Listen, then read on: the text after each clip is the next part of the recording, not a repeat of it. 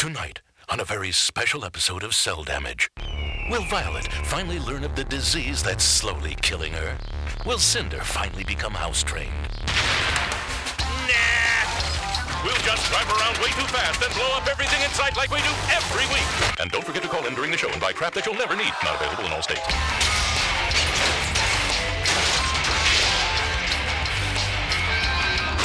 Cel Damage, tonight at 8.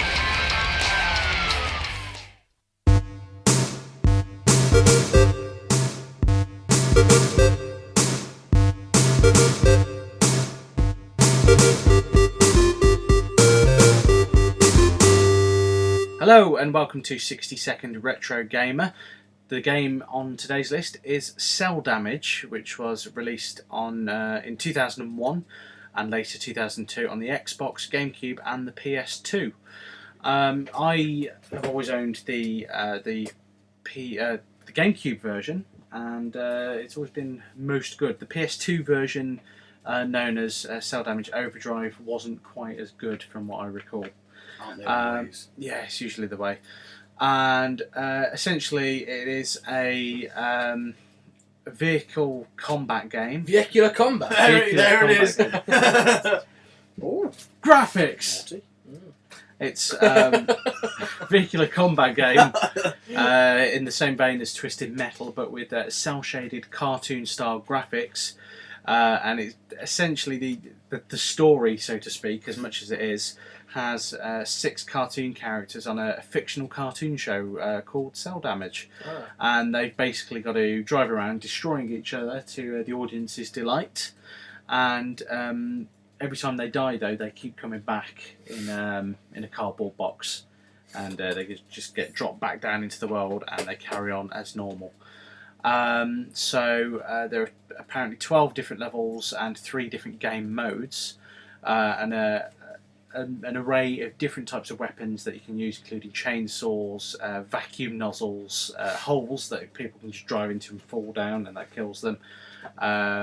There's also baseball bats, freeze rays, springs, portable nukes, amongst other things, and things like a buzzsaw, which is my least favourite weapon because you have to get it lined up perfectly. Yeah. So that's pretty much it. There isn't a story mode. There isn't anything along those lines. It's quite a limited game in that respect. But it comes into its own when you have a multiplayer game. So if you've got at least 2 of you playing it, that's the point where the game sort of really comes into its own. Single seems to be the thing with these sorts of games as well. Yeah. Sorry to butt in. No. It's completely true. It's just they seem to be more geared towards multiplayer with a bit of a single player mode tacked on. Well, this doesn't even have a single player mode. Oh well, there you go. Not really. So there's a couple of different modes available. There are Smack Attack, in which players attack other players and/or computer players to gain a certain number of points first. That's basically.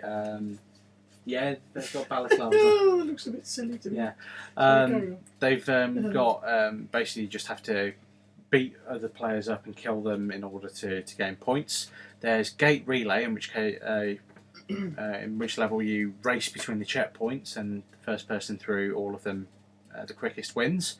And Flag Rally, in which you race to collect flags. But initially you can only play Smack Attack, and as you go through you unlock the other 2 modes and other unlockable characters, such as the there's a Count something or other who's a vampire chap. He's not initially available, but he becomes available later on. 6 available to begin with and 4 unlockable guest characters, including a gangster duck called Foulmouth and a mischievous devil named Cinder. But he's actually listed. They're both listed amongst the main characters. All characters also have a number of taunts, which can be used. They're basically verbal taunts, and it's just like bits of dialogue aimed at other characters. Bastard. Yeah, but not quite as inflammatory as that. So, I mean, there isn't much more to it than that, to be honest. It's quite a simple game. The animation is quite nice and crisp. The levels are varied enough to warrant return visits to the game. But again, it really does depend on having other human players to play against, because it doesn't really have much long-term appeal if you're playing against the computer.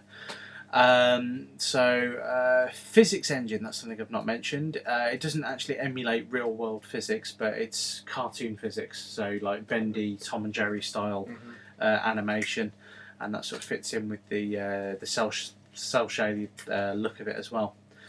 Everything distorts essentially like a Tom and Jerry cartoon. Dr. No, vocal cords.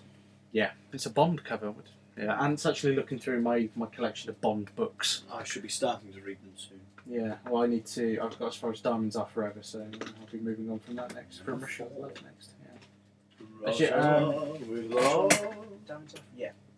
I know From Russia with Love. I read the first 5. Yeah. You're more than me. I've never even read number 1. Yeah. But Anyway, that's irrelevant to this podcast. So. Carry on, sir. Sorry. And there's lots of cartoon violence. So when a character dies, they get sliced into bits, squashed, frozen and shattered. They can get impaled on things if you fire off the javelin. They can get shredded to bits if they run through the paper shredder type thing, and they can be caught on fire and be burnt to a crisp and turned into ash. Lovely. Which is quite interesting. So it's a really fun little game. The scores for it are not massively impressive. I think that may be the fact that there isn't much to it. It looks nice, but there isn't much to keep you going back, and it can get repetitive if you play it too often. So the scores on average, Metacritic on the GameCube it gets 67% and Xbox 65%. So there isn't much to keep you coming back on a regular basis, but again, it all comes down to the multiplayer component. If you've got someone to play a game against, then you will. And I remember back in the day, I bought this when the GameCube was actually still available in shops. Yeah. And I picked the game up for a £5. Brand new. Oh. So you could probably get it for a couple of quid now. But I love the GameCube. It's a great console. I don't know why people didn't take to it as much as the others, but hey ho, what are you going to do? So yeah, Cel Damage, nice cartoon based game. This is going to be a really short podcast, but there isn't really much you can say about it, to be honest. Go and watch our video review on YouTube and make your own mind up, see if you're going to get any enjoyment out of it. I certainly did back in the day. I smelt them coming. And it's a great multiplayer game. Short, sharp bursts of play, I think, are the best thing to do. But otherwise, well worth your time, I think. So yeah, There you I'll go. wrap it up there. Lovely. So thank you for listening. You can send us an email if you like, if you really want. Please send us an email. Info. I'll send you an email. Sorry. You don't need to. You're here. Oh. To We'll still send you one anyway, make you feel better. It doesn't matter, we get emails through now and again. info@randomstoke.com. You can also visit the YouTube channel, which I recommend for this game. Go to the YouTube channel and watch the video review. That's at www.youtube.com/randomstoked. And there's also the randomstoke.com website itself, which has links to all of our various projects, including a movie podcast and amongst other things. So thank you for listening if you have been, and we will see you next time. Goodbye for now.